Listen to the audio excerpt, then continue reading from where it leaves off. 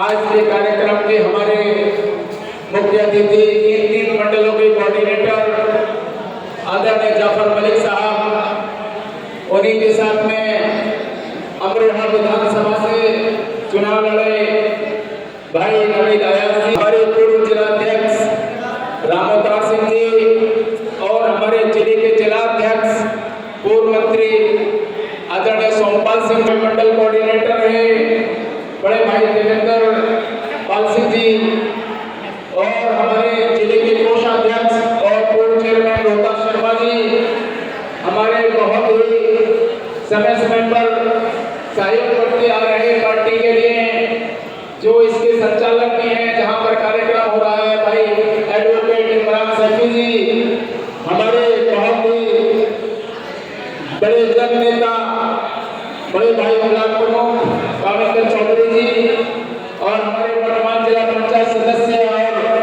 जुझारू युवा नेता हमारे मनीराम भारती जी, जिला प्रभारी महेश गौतम जी, डॉक्टर सोमान सैफी जी और हमारे संचालन कर रहे डॉक्टर साहब और हमारे पूर्व मंडल कोऑर्डिनेटर रहे वर्तमान विधानसभा प्रभारी टेक्सन सैनी जी, रेवती सिंह जी और इस सभी सम्मानित बुजुर्गों भाइयों सभी को मेरा क्रांतिकारी जय हिंद।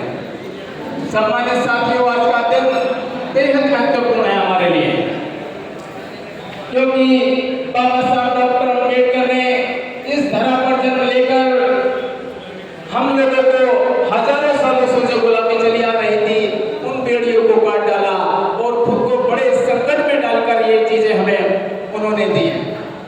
सामान्य साथियों, बाबा साहब डॉक्टर भीमराव अम्बेडकर जी ने बड़ी मुश्किल से यहाँ पर पढ़ाई की, इवन उनको प्रवेश भी निकल रहा था, इस देश की व्यवस्था ऐसी रही थी। उनके पिता अंग्रेजी सरकार में सूबेदार थे, उसके बावजूद उनको प्रवेश यहाँ के स्कूलों में नहीं मिलने जा रहा था। उन्होंने अंग्रेजों से सिफारिश करके वो प्रवेश दिलाया। लेकिन सम्मानित साथियों, मैं बताना चाहता हूँ उसी दौरान एक घटना बाबा साहब अम्बेडकर के साथ घटती है। जब वो उस स्कूल में पढ़ रहे थे तो एक उस समय डिप्टी हुआ करते थे जो आजकल ABSC होता है, वो स्कूल में गए और उन्होंने पूछा कि भाई बच्चों, मैं ये पूछना चाहता हूँ ऐसी कौन सी चीज है जिसको आप देख तो सकते हो लेकिन छू नहीं सकते। तो उस क्लास के बच्चों ने सम्मानित साथियों जवाब दिया कि किसी ने सूरज कहा, किसी ने चांद कहा, किसी ने तारे कहा। लेकिन सम्मानित साथियों, बाबा साहब भीमराव अम्बेडकर जी ने कहा कि डिप्टी साहब, मेरे लिए तो ये सामने खड़ा रखा है यही सूरज है, यही चांद है और यही तारे हैं। मैं इसको देख तो सकता हूँ लेकिन इसे छू नहीं सकता। ऐसी व्यवस्था इस देश की रही है। ये समझ लीजिए कि तालाब के अंदर जानवर पानी पी सकते थे लेकिन इंसानों को, दलित पिछड़ों को पानी पीने का अधिकार नहीं था। ऐसी व्यवस्था से बाबा साहब अम्बेडकर ने हम लोगों को बाहर निकाला है। सम्मानित साथियों, जी के साथ साथ बाबा साहब को जब मौका मिला, मैं आदरणीय साहू जी महाराज जी का बड़ा नमन करता हूँ। उनकी बदौलत बाबा साहब अम्बेडकर को विदेश पढ़ने का मौका मिला और जब विदेश जाकर पढ़े तो जो डिग्री इनको 8 साल में होती थी उस डिग्री को उन्होंने 2 साल में पूरे करने का कार्य किया। वो लाइब्रेरी में सबसे पहले पहुंचते थे, सबसे बाद में वो लोग आया करते थे। जब वहां से चले सारी डिग्री हासिल करने के बाद तो अमेरिका के लोगों ने उन्हें कहा कि नहीं डॉक्टर अम्बेडकर कहाँ जा रहे हो आप यहीं रुकिए, हम आपको बड़ा सम्मान देंगे, बड़ी पदवी देंगे।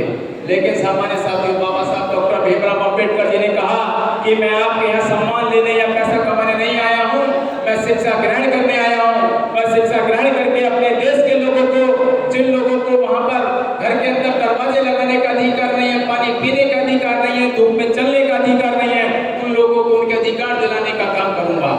सम्मानित साथियों, बाबा साहब वहां से चले आए, बड़े सम्मान के साथ उन्होंने विदा किया। लेकिन जैसे ही यहाँ पहुंचे एक गाड़ीवान उनको मिला उनके घर तक छोड़ने के लिए और उस गाड़ीवान बड़ी खुशी खुशी ले जा रहा था जब 22 रुपये बाबा साहब बैठे हुए थे। लेकिन जैसे उन्होंने जाति पूछी कि आप किस जाति से, बाबा साहब ने कहा मैं महार जाति से हूँ। सामान्य साथियों, उसने गाड़ी से उतारने का बाबा साहब को काम किया और कहा कि आपने मेरी गाड़ी गंदी कर दी है। ऐसी व्यवस्था यहाँ पर रही है। मैं बताना चाहता हूँ बाबा साहब भीमराव अम्बेडकर ने 4 बच्चों की कुर्बानी देकर ये वोट का अधिकार आपको दिया है। ऐसे ही नहीं मिल गया। एक बार जब गोलमेज सम्मेलन में बाबा साहब भीमराव अम्बेडकर जा रहे थे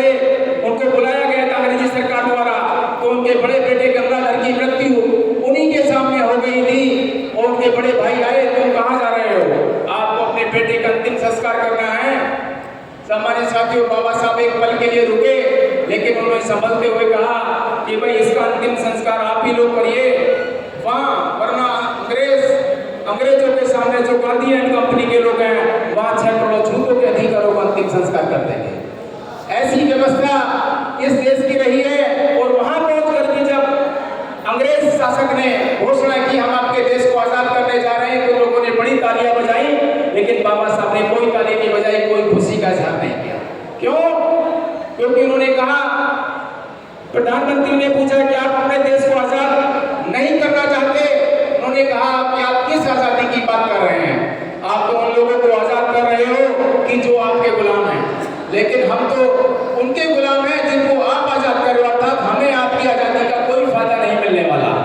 सम्मानित साथियों, अंग्रेजों ने कहा कि ऐसा क्या किया जा सकता है जो आपको भी इस गुलामी से मुक्ति मिले।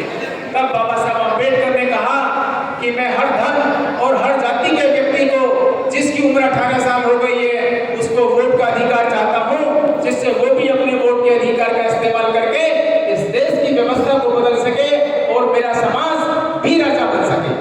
सम्मानित साथियों, तब जाके वोट का अधिकार आपको मिला है।